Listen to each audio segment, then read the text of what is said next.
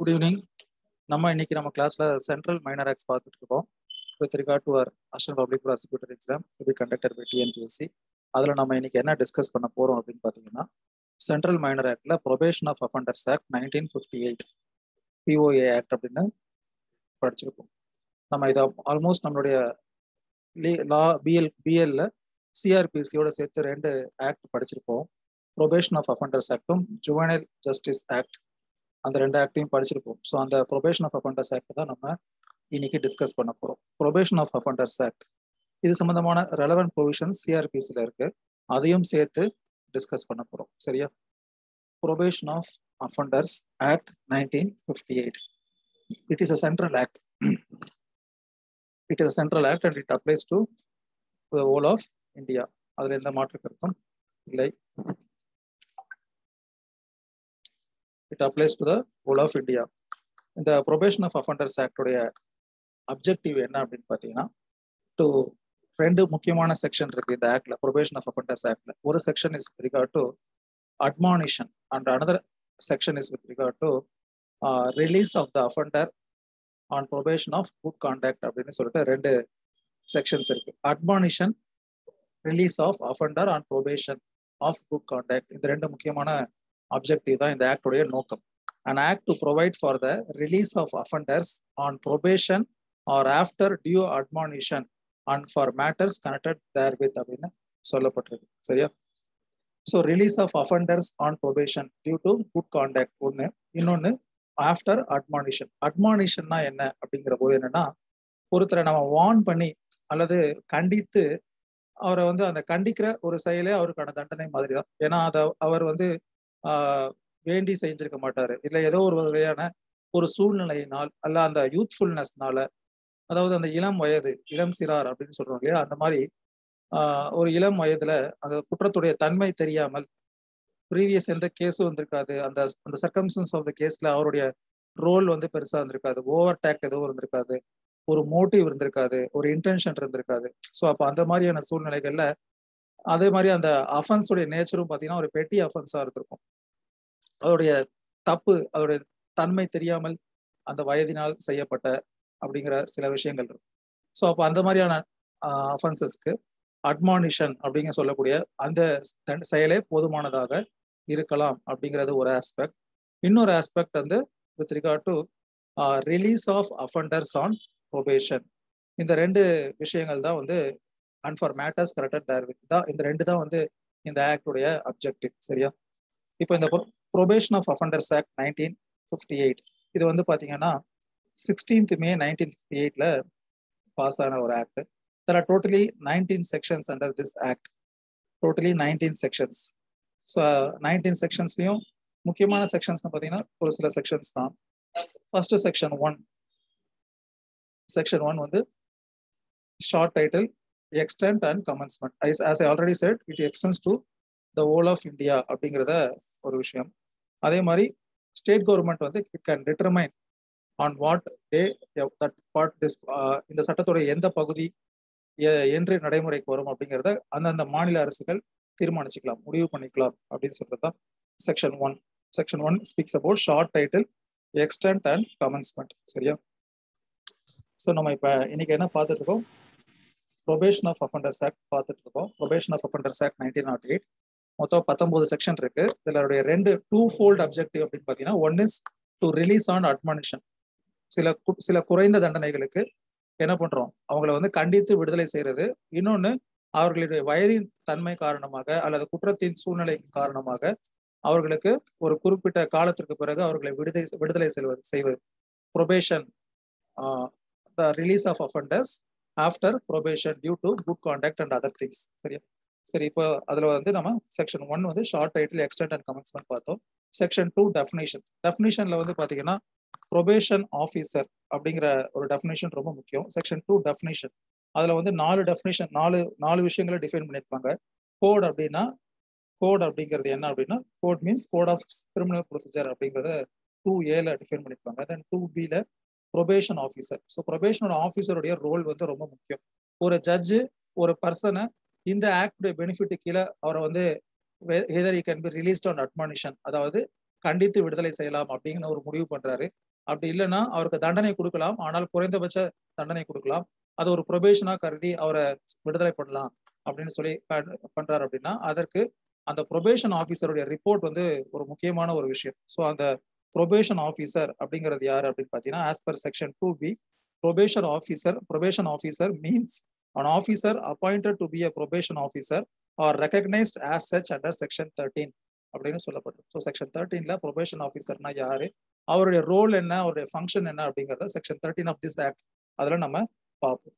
So இது ரெண்டு தான் முக்கியமான டெஃபினிஷன். அதை தவிர ப்ரிஸ்கிரைப்ட்னா என்ன, அதே மாதிரி இந்த பர்டிகுலர் ஆக்ட்ல யூஸ் பண்ணிருக்கக்கூடிய வேர்டு பட் ஆனால் இந்த ஆக்ட்ல டிஃபைன் பண்ணல அப்படின்னா it has the same meaning as provided in the act of CrPC அப்படிங்கிறது குறிப்பிடப்பட்டிருக்கு. அதுதான் வந்து section 2 definition section. Then section 3, section 4 இது ரெண்டுமே வந்து ஒரு முக்கியமான செக்ஷன். செக்ஷன் 3 வந்து என்ன அப்படின்னு பார்த்தீங்கன்னா, power of court to release certain offenders after admonition. அப்ப எந்த மாதிரியான குற்றவாளிகளை அவர்கள் தான் குற்றம் செய்திருக்கார் அப்படிங்கிறது நிரூபிக்கப்பட்டுருச்சு. அப்படிப்பட்ட எல்லாருக்கும் இந்த அட்மானிஷனுடைய பலனை கொடுக்க முடியாது. அட்மானிஷன் என்கிறது என்னது, ஒருவரை கண்டித்து போதும் பண்ணதனுடைய செயல் தாக்கம் அவனுக்கு தெரியல, அல்ல அது ஒரு சின்ன ஒரு விஷயம், அவன் வந்து ஒரு பெருசா ஒரு இன்டென்ஷன் மோட்டிவ் இல்லை, ஒரு மென்சரியா இல்லை, ஏதோ அந்த சூழ்நிலை அல்லது அந்த பழகிய கூட்டத்தின் விளைவாக அப்படிங்கிற ஒரு இது. இப்போ பஸ் டே செலிப்ரேட் பண்றாங்க, அதுல வந்து பெரிய ஏதோ பாதிப்பு ஏற்படலை, ஆனா அவருக்கு பண்ணது குற்றம் தான். அப்ப அவருக்கு வந்து பெருசா தண்டனை கொடுக்காம நம்ம அவங்களை வார்ன் பண்ணி விட்டா போதும்னு நினைக்கணும் இல்லையா? ஸோ அப்போ செக்ஷன் 3 என்னன்னா, power of court to release certain offenders after admonition. So யாரெல்லாம் இந்த அட்மானிஷன் அப்படிங்கிற பெனிஃபிட்டுக்கு கீழே வரக்கூடியவங்க அப்படின்னு சொல்றது section 3. Section 3 has totally 5 subsections. அதில் சப்செக்ஷன் 1 என்ன அப்படின்னு பார்த்தீங்கன்னா, first with regard to few sections under IPC, அதை வந்து பெனிஃபிட் கொடுக்கலாம் வித் ரிகார்ட் டு அட்மானிஷன் அப்படின்னு சொல்றாங்க. அது என்னன்னு பார்ப்போம். செக்ஷன் 4 தான் 5 சப்செக்ஷன்ஸ் இருக்கு. செக்ஷன் 3ல வந்து தனியாக சப்செக்ஷன் கிடையாது. Section 3 is power of court to release certain offenders after admonition. என்னன்னு பார்ப்போம். when any person is found guilty of having committed an offense punishable under section. so this admonition அப்படிங்கிற விஷயம் எப்போ வரும் அப்படின்னு பார்த்தீங்கன்னா, not at the beginning of trial or not during the commencement of trial but only at the time of passing judgment. So ஒரு வழக்கு விசாரணை முடிந்து ஒரு நபர், இப்போ நம்ம பார்க்கக்கூடிய சில ப்ரொவிஷன்ஸ் ஆஃப் ஐபிசியில சில குற்றங்களை செய்திருக்கிறார் என்று அந்த நீதிமன்றம் முடிவு செய்த பிறகுதான் இந்த அட்மானிஷன் அப்படிங்கிற ஆஸ்பெக்ட் வருது. சரியா? when any person is found guilty of having committed an offense punishable under section 379, section 380, 81, 404 or 420 of IPC அப்படின்னு சொல்லிட்டு இருக்கு. ஸோ இந்த 4 செக்ஷன் என்ன? ஸோ 379 நமக்கு தெரியும், பனிஷ்மெண்ட் ஆஃப் தெஃப்ட். அதுக்கு என்ன punishment? Up to 3 years imprisonment அப்படின்னு பார்த்துருக்கோம். அதாவது ஒரு மூவபிள் ப்ராப்பர்ட்டியை ஒருத்தர் இன்னொருத்தருடைய கன்சர்ன்ட் இல்லாம, that person having that movable property may be owner or having in as possession of that particular property. அப்போ அந்த எவருடைய அந்த பொசிஷன்ல இருந்து அந்த மூவபிள் ப்ராப்பர்ட்டியை கன்சர்ன்ட் இல்லாம எடுக்கிறாரோ அந்த செயலுக்கு பேர் தெஃப்ட் அப்படின்னு சொல்லிட்டு செக்ஷன் 378ல பார்த்துருப்போம். Definition of theft. Punishment of theft section 379ல பார்த்துருப்போம். அப்போ இந்த ஒரு 4 செக்ஷன்ஸ் கொடுக்கப்பட்டிருக்கு. அதில் ஃபர்ஸ்ட் செக்ஷன் 379. ஸோ ஒருவர் பனிஷ்மெண்ட் ஆஃப் தெஃப்ட் அந்த இதில் பண்ணியிருக்காரு. Then section 380 theft in dwelling house அப்படின்னு பார்த்துருப்போம். அதாவது யார் ஒருவர் அந்த மூவபிள் ப்ராப்பர்ட்டியை ஒரு dwelling house or the place where it has been kept as a place to deposit a property, ஒரு ஸ்டோர் ரூம் அல்ல அந்த ஒரு பொருளை வைக்கிறதுக்காக பயன்படுத்தக்கூடிய அறை அல்லது ஒருவர் குடியிருப்பாக பயன்படுத்தக்கூடியது. அந்த டுவெல்லிங் ஹவுஸ் அப்படின்னு சொல்லும்போது it includes tent, vessel or any place of living அப்படிங்கிற மாதிரி நம்ம பார்த்துருக்கோம். அது வந்து செக்ஷன் 380 வரும், தெஃப்ட் இன் டுவெல்லிங் ஹவுஸ். அதுக்கு அடுத்து செக்ஷன் 381 என்ன வரும்னு பார்த்தீங்கன்னா, theft by clerk or servant or agent அப்படிங்கிற மாதிரி வரும். ஸோ அப்போ அவர்கள்லாம் வந்து they are having some kind of confidential relation with that of the master or owner or principal. So அப்போ அந்த நபர்கள் ஒரு குற்றத்தை செய்யறது வந்து ஏதோ ஒரு இதில் வரும். ஸோ இப்போ இது வந்து செக்ஷன் 379, 380, 381. அதுக்கு அடுத்து என்ன 2 செக்ஷன் பார்த்தீங்கன்னா, செக்ஷன் 404, செக்ஷன் 420 ஆஃப் ஐபிசி. 404 என்ன அப்படின்னு பார்த்தீங்கன்னா, 403 and 404 is with regard to criminal misappropriation அப்படிங்கிற அந்த ஹெட்டுக்கு கீழே வரும். இது எல்லாமே வந்து அஃபென்சஸ் ரிலேட்டிங் டு ப்ராப்பர்ட்டி தான். செக்ஷன் 378 ஆரம்பிச்சு 462 வரைக்குமே வந்து அஃபென்சஸ் அகேன்ஸ்ட் ப்ராப்பர்ட்டி தான். அதுல தான் நம்ம பார்ப்போம் தெஃப்ட், எக்ஸ்ட்ராஷன், ராபரி, டக்காய்டி, அப்புறமா வந்து கிரிமினல் ட்ரெஸ்பாஸ், இந்த மாதிரியான விஷயங்கள்லாம், மிஸ்சீஃப், அதே மாதிரி மிஸ்அப்ராப்ரியேஷன் ஆஃப் ப்ராப்பர்ட்டி, இது எல்லாமே நம்ம அந்த பர்டிகுலர் ஹெட்ல பார்த்துருப்போம். அதுல செக்ஷன் 404 வந்து என்னன்னு பார்த்தீங்கன்னா கையாடல். யார்கிட்ட இருந்து அந்த மிஸ்அப்ராப்ரியேட் பண்றாங்கன்னா misappropriation of property belonging to the person died or deceased அப்படின்னு சொல்லுவாங்க. ஒரு இறந்த நபர், இப்போ நம்ம அந்த ரயில்வே அஃபென்சஸ்லாம் பார்ப்போம். ஒரு நபர் தண்டவாளத்தில் அடிபட்டு இறந்திருப்பாரு. அப்போ அவருடைய உடலை பாதுகாக்க வேண்டிய அந்த ஆர்பிஎஃப் அஃபீஷியல்ஸ் என்ன பண்றாங்கன்னா பணத்தாசைப்பட்டு அவருடைய பொசிஷன்ல இருக்கக்கூடிய ஒரு பர்ஸையோ இல்லை எதையோ எடுத்துக்கிறாங்க. So then that person would be charged under section 404 of IPC because he is doing criminal appropriation from the property of the deceased person. சரியா? ஸோ அப்போ அந்த ஒரு குற்றத்தை செய்யக்கூடிய நபர். அதே மாதிரி செக்ஷன் 420 நம்ம பல முறை சொல்லுவோம். நம்ம ஃப்ரெண்ட்ஸே கூட வந்து நம்ம என்ன சொல்லுவோம், நீ ஒரு 420 அப்படின்னு சொல்லுவோம். ஸோ 420 அப்படிங்கிறது என்ன அப்படின்னு பார்த்தீங்கன்னா 420 is with regard to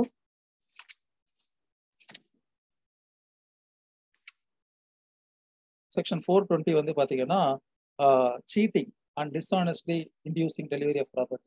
so அப்போ any person when any person is found guilty of having committed an offense punishable under section 379, 380, 381, 404 or 420 of the IPC, or any offense punishable with imprisonment for not more than 2 years or with fine or with both under IPC or any other law and no previous conviction is proved against him. So இது வந்து அடுத்த criteria. அப்போ நம்ம மேலே சொன்ன அந்த 5 அஃபென்ஸோ அல்லது வேற ஏதோ ஒரு offence under IPC or other any other law for which the maximum punishment provided is up to 2 years or with fine or with both. அந்த கண்டிஷன், இந்த 2 கண்டிஷன்ல first with regard to offence அந்த கண்டிஷன் ஃபுல்ஃபில் ஆயிருக்கணும். ரெண்டாவது என்னன்னா அந்த நபர் இதற்கு முன்பு எந்த ஒரு குற்றமும் செய்தவராக, he should not have any previous conviction under his name. சரியா? Second category. And no previous conviction is proved against him and the court by which the person is found guilty is of opinion that having regard to the circumstances of the case, including the nature of the offense and the character of the offender, it is expedient so to do, then notwithstanding anything contained in any other law for the time being in force, the court may, instead of sentencing him to any punishment or releasing him on probation of good conduct under section 4, release him after due admonition அப்படின்னு சொல்லப்பட்டு. So இந்த 3 விஷயங்கள் fulfil ஆயிருக்கும். என்ன, அவர் மேல சொன்ன ஏதாவது ஒரு குற்றத்துல அவர் குற்றவாளி என்று நீதிமன்றம் முடிவு பண்ணியிருக்கணும். அத்தகைய நபர் மேல ப்ரீவியஸ் கன்விக்ஷன் எதுவும் இருக்கக்கூடாது. 2 அது 2ம் இருந்துச்சு அப்படின்னா அந்த 2 கண்டிஷன் ஃபுல்ஃபில் ஆயிருக்கு அப்படின்னு சொன்னா then the court based on other circumstances with regard to his age or with regard to the circumstances of the case என்ன பண்ணலாம் அப்படின்னு பார்த்தீங்கன்னா instead of sentencing him to imprisonment or sentencing him to release after probation of good conduct under section 4 of this act, அடுத்து நம்ம பார்க்கக்கூடிய section, அது 2ம் பண்ணாம அவர் என்ன பண்ணலாம், அட்மானிஷன் அப்படின்னு சொல்லி அவரை கண்டித்து விடுதலை செய்யக்கூடிய அந்த உத்தரவினை பிறப்பிக்கலாம். சரியா? Explanation for the purposes of this section, previous conviction against a person shall include any previous order made against him under this section or section 4. அப்ப ஏற்கனவே அவர் வந்து இந்த செக்ஷனுடைய பெனிஃபிட்டை அவர் கொடுத்து வழங்கப்பட்டிருந்தால் மறுபடியும் அவர் அட்மானிஷன் அப்படிங்கிற இந்த செக்ஷன் 3 உடைய பெனிஃபிட்டுக்கு ஏற்புடையவர் அல்ல. அப்போ உங்களுக்கு ஒரு ஆப்ஷன் கேட்கறாங்க, admonition can be exercised R provided for an offender only once or more than 2 times or 3 times அப்படின்னு சொன்னா என்ன ஆப்ஷன் எழுதணும், only once. சரியா? சரி, தென் செக்ஷன் 4. ஸோ இப்போ இந்த செக்ஷன் 3 வச்சு பார்க்கும்போது உங்களுக்கு என்ன தெரியுது அப்படின்னு பார்த்தீங்கன்னா சிஆர்பிசியில் இதுக்கு ரெலவென்ட் ப்ரொவிஷன் சாப்டர் 27 வரும், ஜட்ஜ்மெண்ட் அப்படின்னு சொல்லிட்டு நம்ம பார்த்துருப்போம். ஜட்ஜ்மெண்ட், ஏன்னா ஜட்ஜ்மெண்ட் அப்படிங்கிறதுல தான் வந்து after the trial a court finds a person guilty of offense. அப்போ அது வந்து எப்போ அது வந்து ரெஃப்ளெக்ட் ஆகும், that a person is guilty of offense அப்படிங்கிறது அந்த நீதிமன்றம் எழுதக்கூடிய அந்த தீர்ப்புல தான் வந்து ரெஃப்ளெக்ட் ஆகும். அப்போ அந்த தீர்ப்பு அப்படிங்கிற அந்த ஆஸ்பெக்ட் வந்து சிஆர்பிசியில் எந்த ஹெட்ல வரும்னு பார்த்தீங்கன்னா ஜட்ஜ்மெண்ட் அப்படிங்கிற ஹெட்ல வரும். ஸோ ஜட்ஜ்மெண்ட் அப்படின்னு சொல்லும்போது சாப்டர் 27 வரும். செக்ஷன்ஸ் 353 இருந்து 365 வரைக்கும் இருக்கக்கூடியது தான் ஜட்ஜ்மெண்ட். அதுல இப்போ இந்த அட்மானிஷனுக்கு ஒரு பேரலல் ஆர் சினானிமஸ் ப்ரொவிஷன் என்ன அப்படின்னு பார்த்தீங்கன்னா செக்ஷன் 360 செக்ஷன் 360 என்னன்னு பாத்தீங்கன்னா order to release on probation of good conduct or after admonition. சரியா? சிஆர்பிசில relevant provision with regard to section 3 and 4 of this act என்ன அப்படின்னு பாத்தீங்கன்னா section 360 and section 361. First section 360 என்னன்னு பார்ப்போம். Order to release on probation of good conduct or after admonition. இப்போ நான் சிஆர்பிசில section 360 discuss பண்ண போறது இல்லை. அதுல மேம்போக்கா நீங்க வந்து செக்ஷன் 360 எடுத்து பாத்தீங்கன்னா அதுல ரெண்டு சப்செக்ஷன் ரொம்ப முக்கியமா இருக்கும். 360 சப்செக்ஷன் 1 அண்ட் 360 சப்செக்ஷன் 3. 360 சப்செக்ஷன் 1 என்ன சொல்லும் அப்படின்னு பாத்தீங்கன்னா, ஒரு நபர் 21 வயதிற்கு மேலான ஒரு நபர்னு வச்சுக்கோங்களேன், 21 வயசுக்கு மேல, ஆனா அவருக்கு வழங்கி இருக்கக்கூடிய தண்டனை என்ன அப்படின்னு பாத்தீங்கன்னா, அவர் செய்த குற்றத்திற்கான தண்டனை வந்து என்னன்னு பாத்தீங்கன்னா லெஸ் தென் 7 years அப்படிங்கிற போது அவரை தண்டிப்பதற்கு பதிலாக அந்த நீதிமன்றம் என்ன பண்ணலாம் அப்படின்னு பாத்தீங்கன்னா, ப்ரொபேஷன் ஆஃப் அஃபண்டர்ஸ் ஆக்ட் உடைய அந்த ப்ரொவிஷனை யூஸ் பண்ணி அவருக்கு after some time of probation, that is not extending 3 years, அதாவது ஒரு பாண்ட் ஒன்று எக்ஸிக்யூட் பண்ண சொல்லி நாங்கள் கூப்பிடும் பொழுது நீங்கள் இந்த தண்டனையை அனுபவிப்பதற்கு முன் வர வேண்டும். அது வரைக்கும் நீங்க நான் சொல்லியிருக்கக்கூடிய கண்டிஷன்ஸை கம்ப்ளை பண்ணணும்.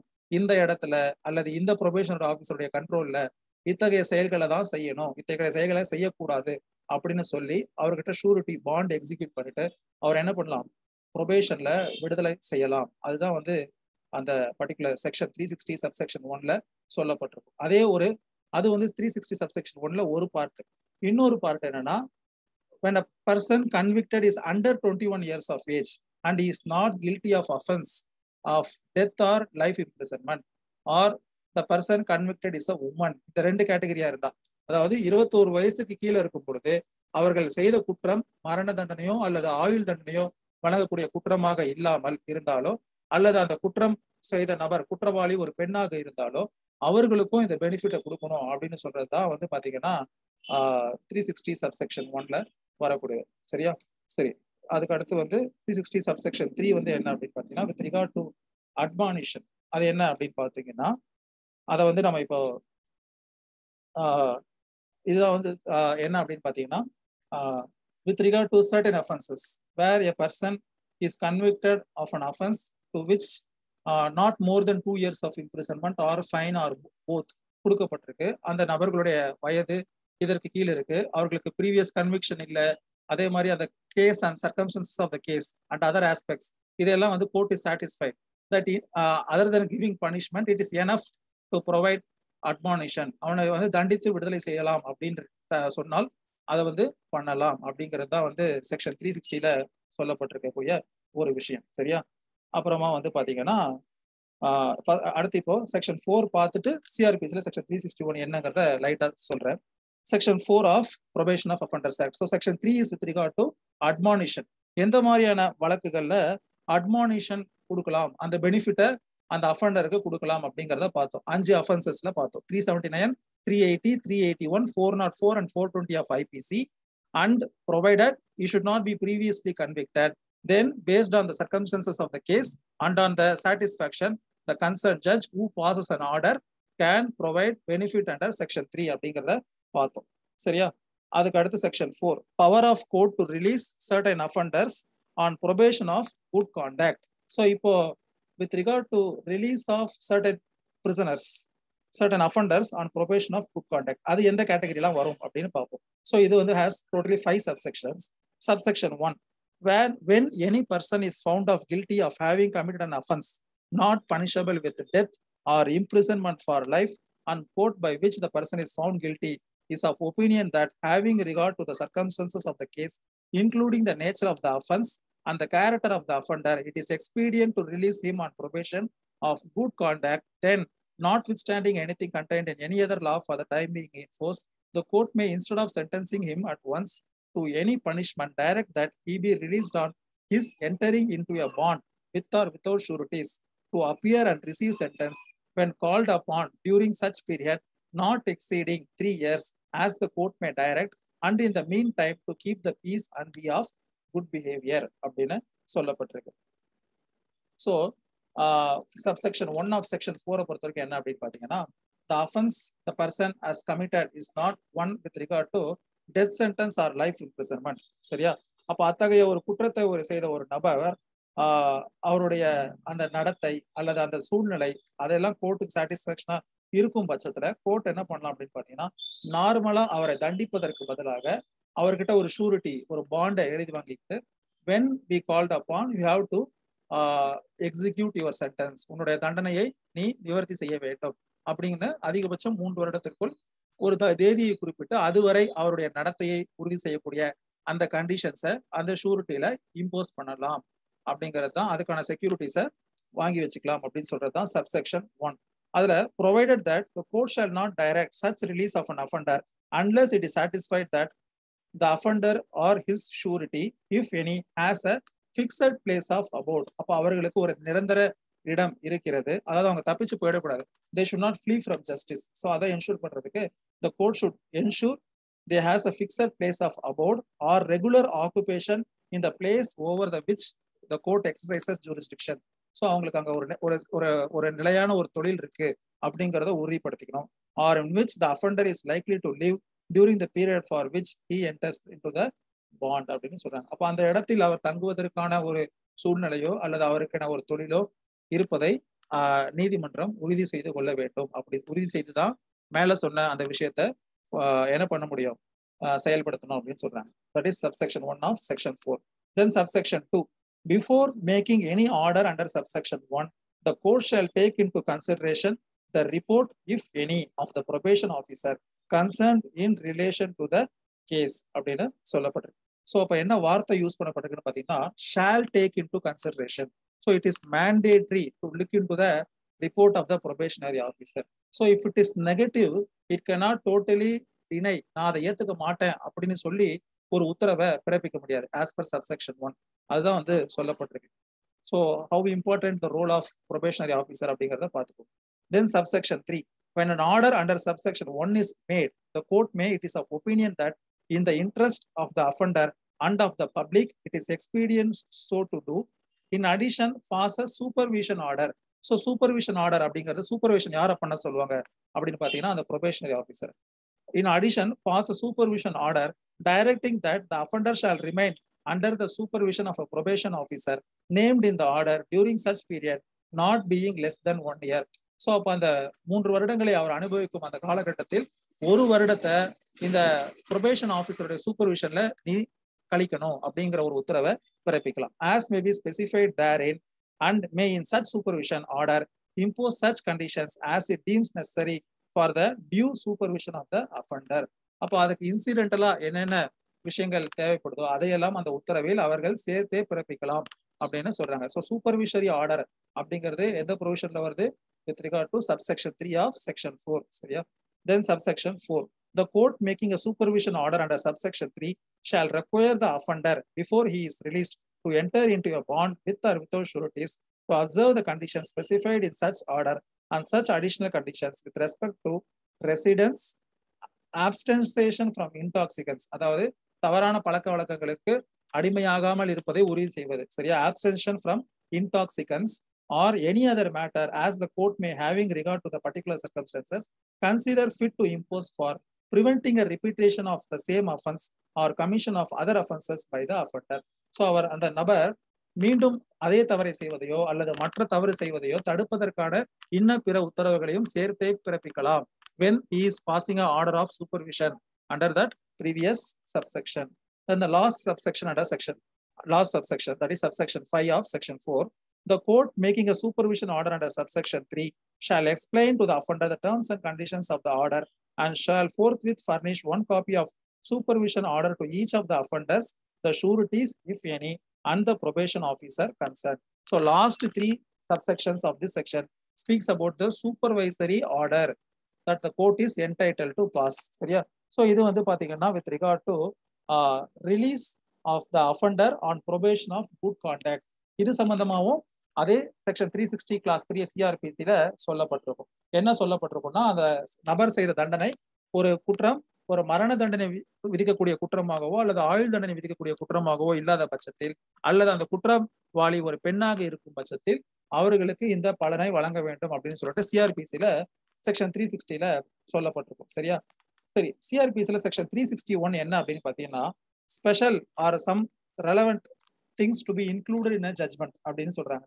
அதாவது மேல சொல்லக்கூடிய அந்த ப்ரொவிஷனை எக்ஸசைஸ் பண்றதுக்கான ஒரு சூழ்நிலை நிலவுது ஒரு வழக்குல. ஆனால் அந்த நீதிபதி அதை கருத்தில் கொள்ளவில்லை. எதை கருத்தில் கொள்ளவில்லை? சே ஃபார் எக்ஸாம்பிள், ஒரு நபர் 21 வயசுக்கு கீழே இருக்காரு. ஸோ அவருக்கு அவர் பண்ண அந்த குற்றமும் இதுல இருந்து விலக்கு அளிக்கப்பட்ட ஒரு விஷயமா இருக்கு. ஸோ அப்போ அவருக்கு இந்த பெனிஃபிட்டை கொடுக்கலாம் அப்படின்னு இருக்கு. எந்த பெனிஃபிட்டை? Probation of offenders act section 4 and 3 அதுல இருக்கக்கூடிய பெனிஃபிட்டோ இல்ல செக்ஷன் 360 ஆஃப் சிஆர்பிசியில் இருக்கக்கூடிய பெனிஃபிட்டோ கொடுக்கலான் இருக்கு. ஆனால் அவர் அதை கொடுக்க தவறிவிட்டால் அதற்கான காரணத்தை நிச்சயமாக அந்த தீர்ப்பில் குறிப்பிட வேண்டும் அப்படின்னு சொல்றதுதான் செக்ஷன் 361. சரியா? அப்படி குறிப்பிடாமல் இருக்க முடியாது. Special reasons to be recorded, special statements to be recorded அப்படின்னு சொல்றாங்க.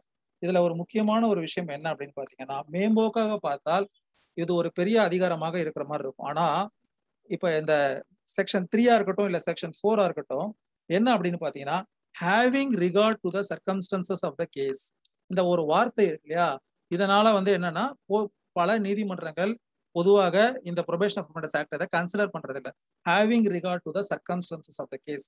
So even though it is a statutory provision under an act, it is also a discretionary power vested with the concerned court. So அப்போ அவங்க என்ன பண்றாங்கன்னா, the regard to circumstances of the case they are denying. Say for example, அது மட்டும் இல்ல, சில சட்டங்கள்லயே தனியா ப்ரொவிஷன்ஸும் கொடுக்கப்பட்டிருக்கு. ஃபார் எக்ஸாம்பிள் ஸ்பெஷல் லாஸ், ஒரு 2 ஸ்பெஷல் லா இப்போ நான் சொல்றேன், அதுல ஒரு ரெலவென்ட் ப்ரொவிஷன். நீங்க செக்ஷன் 360 ஆஃப் சிஆர்பிசி எடுத்தீங்கனாலே அதோடைய சைட்ல செக்ஷன் 360 அப்படின்னு போட்டிருக்கும் இல்லையா, அதுக்கு மேல 360க்கு மேல ஒரு ஆஸ்ட்ரிச் போட்டிருக்கும். என்ன அப்படின்னு பாத்தீங்கன்னா, when the offender is above 18 years of age and he has committed an offense under the Prevention of Atrocities Act, அதான் அந்த SCST Atrocities Act இருக்கு இல்லையா, 1989 ஆக்ட், அந்த ஆக்டுக்கு கீழே ஒரு குற்றத்தை செய்திருந்தால் அவர் 18 வயதிற்கு மேல் இருப்பவராக இருந்தாலே இந்த ப்ரொவிஷன் அவருக்கு பயன்படாது, டஸ் நாட் அப்ளைஸ் அப்படின்னு குறிப்பிடப்பட்டிருக்கும். அது ஒரு விலக்கு. இன்னொரு விதிவிலக்கு என்ன அப்படின்னு பாத்தீங்கன்னா, ஸ்பெஷல் கிரிமினல் லாஸ் அப்படின்னு சொல்லலாம். ஏன்னா it is of general provision. Special criminal laws, உதாரணத்துக்கு NDPS ஆக்ட்.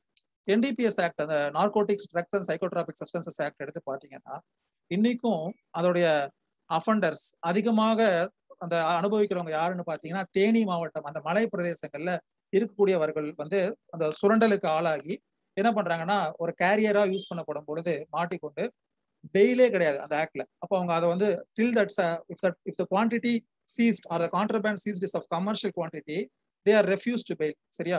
அப்போ அவங்க அந்த ட்ரையல் முடிகிற வரைக்குமே என்ன கிடையாது, அவங்க பெயிலே இல்லாம அனுபவிச்சுட்டு வராங்க. Even after the court fines them with regard to conviction, minimum இம்ப்ரிசன்மெண்ட்டே பாத்தீங்கன்னா கமர்ஷியல் குவான்டிட்டியை பொறுத்த வரைக்கும் மினிமம் 10 years, மேக்ஸிமம் 20 years இருக்குன்னு வச்சுக்கோங்களேன். அப்போ 10 years அவருக்கு இம்ப்ரிசன்மெண்ட் கொடுக்கறதுக்கு பதிலாக அவர் கைது செய்யப்படும் பொழுது அவருடைய வயது என்ன, அதுதான் நம்ம பார்க்கணும். Not at the time of judgment. Any case as per the article 20 of constitution கூட என்னன்னா, at the time of offence என்ன அப்படிங்கிறத நம்ம பார்க்கணும் இல்லையா.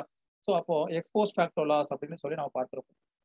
அப்போ அந்த கைது செய்யப்படும் பொழுது அந்த குற்ற சம்பவம் செய்யும் போது அவருக்கு வயது 20 இருக்கலாம். அப்போ அவர் என்ன கேட்கலாம் அப்படின்னு பாத்தீங்கன்னா, section 4 of this probation of offenders act எனக்கு கொடுங்கன்னு சொல்லி கேட்கணும் அப்படிங்கிற அவசியம் கிடையாது. நீதிபதியே என்ன பண்ணணும், கம்பல்சரி தன்னுடைய அந்த ஜட்மெண்ட்ல சொல்லியிருக்கணும், நான் ஏன் இதை கன்சிடர் பண்ணல, because the case involve is special circumstances, the quantity of the contraband is huge, அந்த மோடஸ் ஆப்பரண்டா, அதாவது அவர்கள் செயல்பட்ட விதம் எப்படி இருக்கு அப்படின்னு பாத்தீங்கன்னா, ஒரு ப்ரொஃபஷனல் ஒரு கிரிமினல் எப்படி செய்வானோ அந்த மாதிரி எல்லா விஷயங்கள் சூழ்நிலைகளை எல்லாம் சரியான முறையில் செய்து ஒரு தப்பிப்பதற்கான ஏற்பாடுகளை செய்து ஒரு மிகப்பெரிய ஒரு சூழ்ச்சியின் தொடர்ச்சியாக இந்த சம்பவம் நடந்திருக்குது.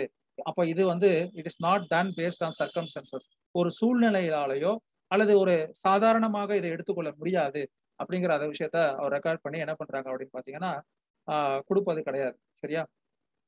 பட் ஆனா with regard to other IPC offenses where there is some group clash or some kind of election clash or some kind of due to some என்ன சொல்றது ஒரு வேகத்தில் செய்யக்கூடிய அந்த குற்றங்களுக்கு நிச்சயமாக இந்த பர்டிகுலர் ப்ரொவிஷன்ஸை நீங்க ரிலை பண்ணலாம். சரியா? But not with regard to special laws. ஏன்னா NDPS ஆக்ட்ல கூட பாத்தீங்கன்னா செக்ஷன் 33ல சொல்லப்பட்டிருக்கும், with regard to that release it need not be consider taking into the circumstances of the case அப்படிங்கிற மாதிரி சொல்லப்பட்டிருக்கும். சரி, okay. So this is what section 3 and section 4.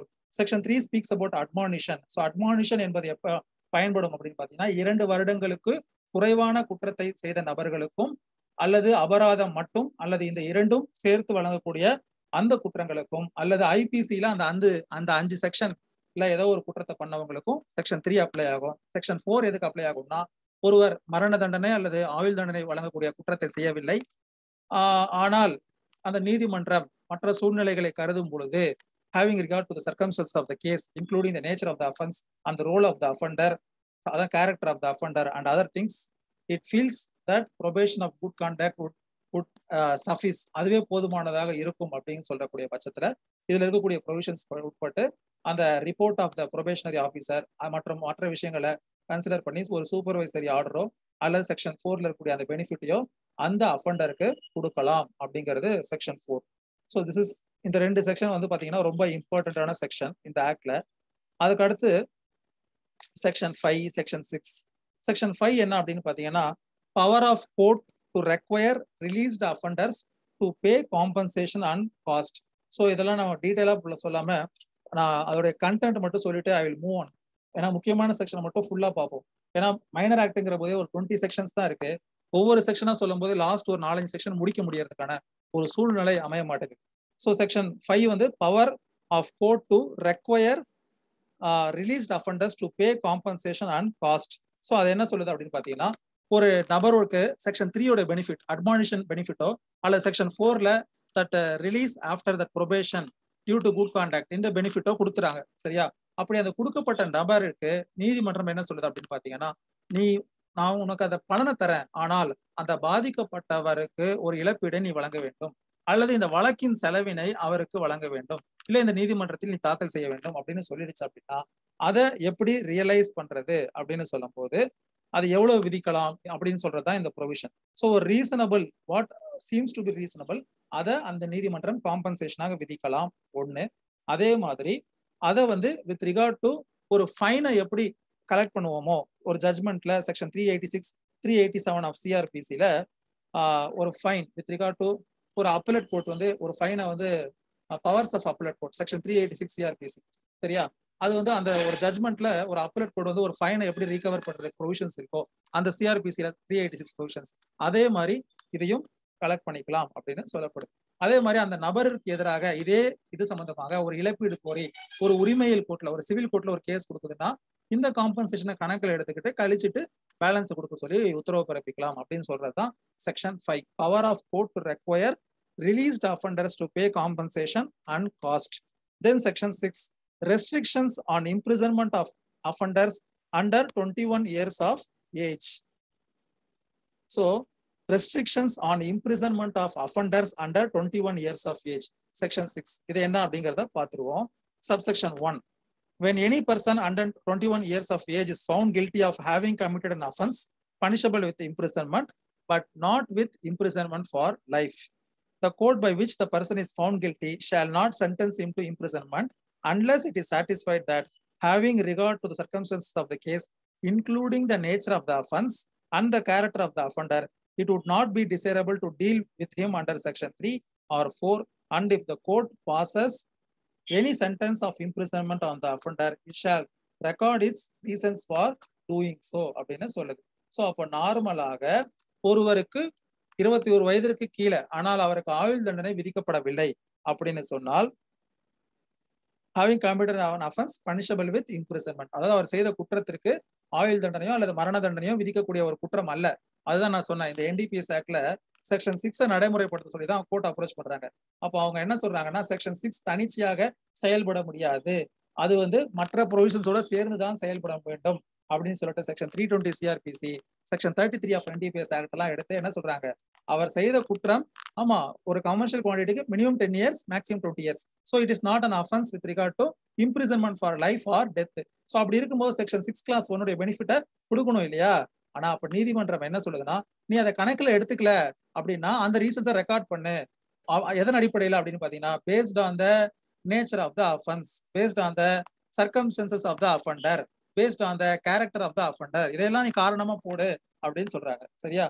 அப்படி அந்த காரணங்களை எல்லாம் போட தவறிவிட்டால் then you have a good case in appeal because nothing can be inferred in a judgment. இப்ப something has been omitted அப்படின்னா then the court omits it voluntarily அர்த்தம். அதுதான் வந்து ஜூரிஸ்பிரூடன்ஸ் ஆஃப் ஜட்மெண்ட். ஒரு ஜட்மெண்ட்ல ஒரு விஷயத்தை சொல்லாமல் விட்டுவிட்டால் அது வேண்டுமென்றே நிராகரிக்கப்பட்டதாக அர்த்தம். ஒரு சிவில் கோர்ட்ல கூட பாத்தீங்கன்னா ஒருவர் வந்து ஒரு இழப்பீடு கேட்டு ஒரு வழக்கு தாக்கல் பண்றாரு.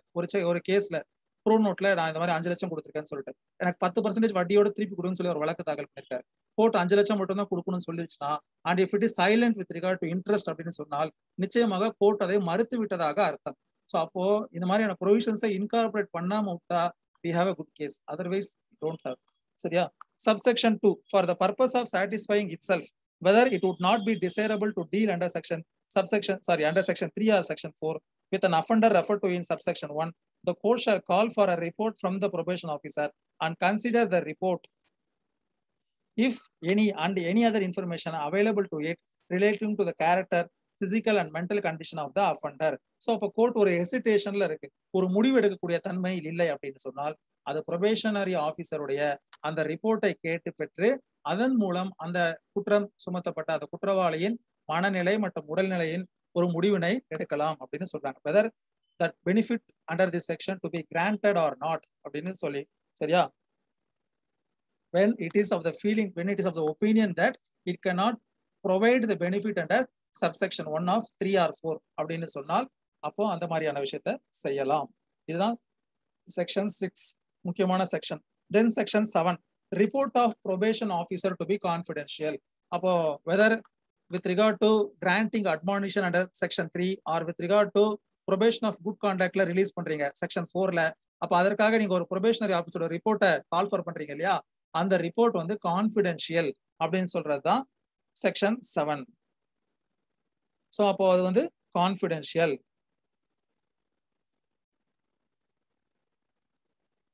ஸோ ஆனால் நீதிமன்றம் நினைத்தால் அதுக்கு ஒரு ப்ரொவிசோ கொடுத்துருக்காங்க. அதோடைய நட்ஷெல்ல ஒரு முக்கியமான ஒரு பார்ட்டை மட்டும் it can provide to that offender stating that this is the finding or this is the major reason to deny the benefit avail to you under that particular provision அப்படின்னு சொல்லிட்டு அதை பற்றியான ஒரு விஷயத்தை அவருக்கு விளக்கத்தை அளிப்பதற்கு வாய்ப்பு கொடுத்து அதையும் கேட்டு பெறலாம் அந்த நீதிமன்றம் நினைத்தால் அப்படின்னு சொல்றதுதான் section 7. Otherwise it is confidential. why or how or what is the basis for this my judgment அப்படிங்கிறத அந்த நீதிமன்றம் என்ன பண்ணணும் அவசியம் கிடையாது, டிஸ்க்ளோஸ் பண்ணணுங்கிற அவசியம் கிடையாது. unless it thinks fit that it is necessary to convey this particular portion to that concerned offender அப்படிங்கிறது நினைச்சா மட்டும். then section 8 variation of conditions of probation. So அப்போ செக்ஷன் 4ல probation இது கொடுத்துட்றாங்க. அதாவது நீ வந்து 1 வருஷம் ஒரு சூப்பர்வைஷன் ப்ரொபேஷனரி ஆஃபீஸருடைய சூப்பர்வைஷன்ல இருக்கணும், இல்ல சில கண்டிஷன்ஸை ஃபுல்ஃபில் பண்ணணும். உதாரணத்துக்கு நீ இந்த பர்டிகுலர் இடத்துல தான் இருக்கணும், உன்னுடைய தொழில் என்ன அதனுடைய அறிக்கையை எனக்கு தாக்கல் பண்ணு, அல்லது உன்னுடைய நீ எங்க இருக்க போற அப்படிங்கிறதெல்லாம் எனக்கு தாக்கல் பண்ணு அப்படின்னு சொல்லக்கூடிய அந்த உத்தரவில் தேவைப்பட்டால் ஏதேனும் மாற்றங்களை என்ன பண்ணலாம், அந்த நீதிமன்றம் சேர்க்கலாம் அல்லது நீக்கலாம் அல்லது மாற்றி அமைக்கலாம் அப்படின்னு சொல்றதுதான் section 8 variation of conditions of probation.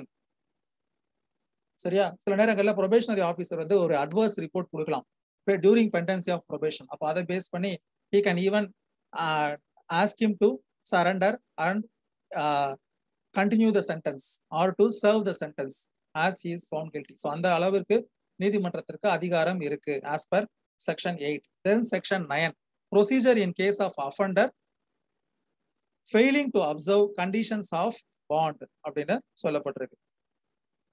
So அதுல வந்து முக்கியமான ஒரு விஷயம் என்ன அப்படின்னு பாத்தீங்கன்னா, அப்போ அதுல குறிப்பிட்டிருக்கக்கூடிய அந்த செக்யூரிட்டி கண்டிஷன்ஸ் அந்த ஷூரிட்டியை ப்ராப்பரா வந்து கம்ப்ளை பண்ணல அப்படின்னு சொன்னால் sentence him for original offence. அதான் நான் சொன்னேன் இல்லையா, அந்த பாண்டோட கண்டிஷன் இது பண்ணனா என்ன தண்டனையோ அதை அனுபவிப்பதற்கான உத்தரவினை பிறப்பிக்கலாம். அதே மாதிரி இல்ல அவர் தெரியாம தான் பண்ணிட்டார், ஒரு சின்ன வயலேஷன் தான் அப்படின்னு சொன்னா அதுக்கு ஒரு பெனால்டி நாட் எக்ஸைடிங் 50 rupees விதிச்சு ஒரு வார்னிங் கொடுத்து he may let off அதுவும் பண்ணலாம். இந்த 2 விஷயங்கள் இருக்கு. அப்புறமா செக்ஷன் 10 எல்லாம் பாத்தீங்கன்னா ப்ரொவிஷன்ஸ் ஆஸ் டு ஷூரிட்டிஸ்.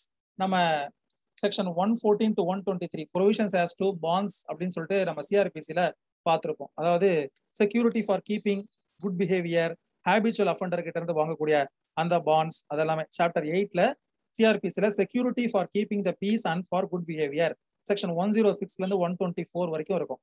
அதுல வந்து பாத்தீங்கன்னா செக்யூரிட்டியோடைய அந்த ஆஸ்பெக்ட்ஸ்லாம் இருக்கும். ஒரு ஷூரிட்டியோடைய கண்டிஷனை கம்ப்ளை பண்ணலன்னா அவங்க மேல என்ன நடவடிக்கை எடுக்கலாம், அப்படிங்கிற அந்த ஆஸ்பெக்ட்ஸ் இருக்கும். 3 வருஷத்துக்குள்ள நடவடிக்கை எடுக்கணும் அப்படிங்கிற அந்த ஆஸ்பெக்ட்ஸ்லாம் இருக்கும்.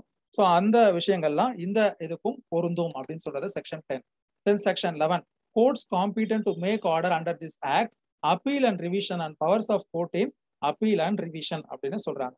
ஸோ இப்போ இந்த அட்மானிஷனுடைய பெனிஃபிட் இல்ல ப்ரொபேஷனுடைய பெனிஃபிட்டை not only the lower court which takes trial, விசாரணை நீதிமன்றம் மட்டும்தான் இந்த அதிகாரம் இருக்குன்னு கிடையாது. ஒரு அப்பீல் கோர்ட்டுக்கும் ஒரு ரிவிஷனல் கோர்ட்டுக்கும் இதே அதிகாரம் உண்டு. செக்ஷன் 320 CRPC உடைய அதிகாரமாக இருக்கட்டும், இல்ல இந்த ப்ரொபேஷன் ஆஃப் அஃபெண்டர்ஸ் ஆக்ட்ல நம்ம மெயினா பார்த்த செக்ஷன் 3, செக்ஷன் 4 உடைய அதிகாரமாக இருக்கட்டும், அது ரெண்டுமே it also is vested with the court of appeal as well as the court enjoying the revisionary power. சரியா, இதுதான் வந்து சொல்லப்பட்டிருக்கு. அதே மாதிரி என்ன சொல்லப்பட்டிருக்கு அப்படின்னு பாத்தீங்கன்னா, ordinarily it should not change or increase the sentence அப்படின்னு சொல்லப்பட்டிருக்கு.